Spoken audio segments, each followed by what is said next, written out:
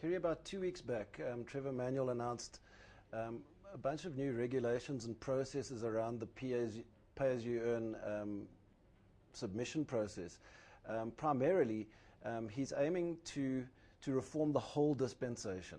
So first and foremost, he's increased the threshold below which you won't be required to submit a tax return. He's increased that to 120,000 Rand.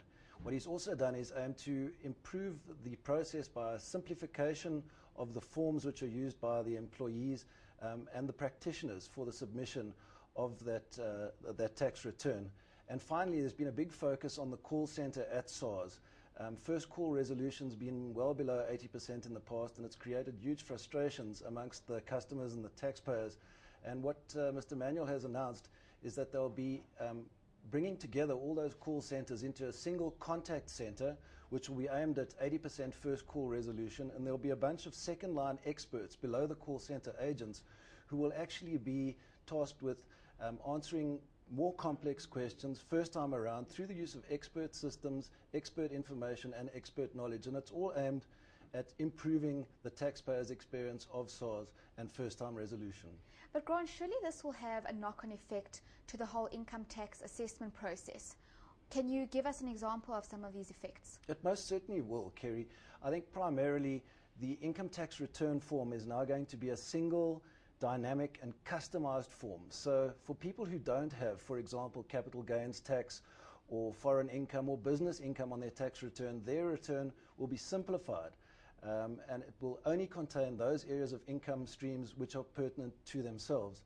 Secondly, what they're really doing is they're going to pre-populate these forms with reconciled information from the employer. So the employer, the onus will be on the employer to reconcile the information before the RP5 certificates are issued.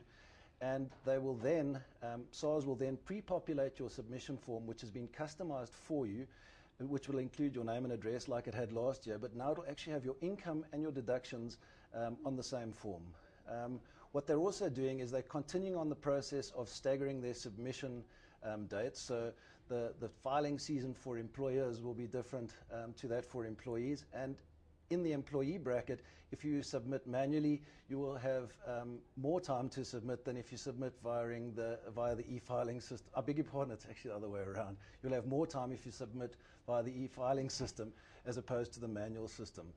What they're also doing is, and I've spoken already, is they're lifting the threshold for the submission of tax returns. So below 120,000 Rand, you won't be required any longer to submit a tax return. You'll still have to be registered with SARS, but that'll take 800,000 income tax returns out of the process for SARS, and it'll expedite their whole assessment procedure as well. Grant, just tell us quickly about the new simplified reconciliation process for employers and the software SARS has built to assist employers with this process.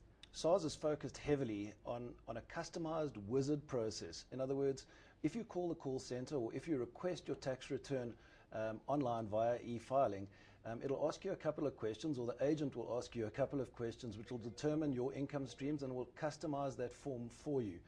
The employer will now have to submit an EMP 501 return, which basically reconciles all the certificate values, all the payments that they've made to SARS, as well as the EMP 201 information. And that's all aimed at increasing or decreasing the number of returns from SARS. And if employers don't have a major payroll system, can they still use the software? They absolutely can, but Kerry, I think we're in the connected age, and I think that the move is to a totally automated system. So at the moment, in the rollout of this new dispensation, as it were, you can still use a manual system.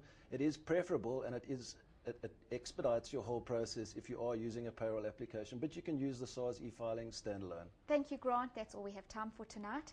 But if you would like to read more about this interview, please take a look at the next issue of Tax Talk magazine, or you can contact Tax Talk on 011 476 5048. Until next week, good night.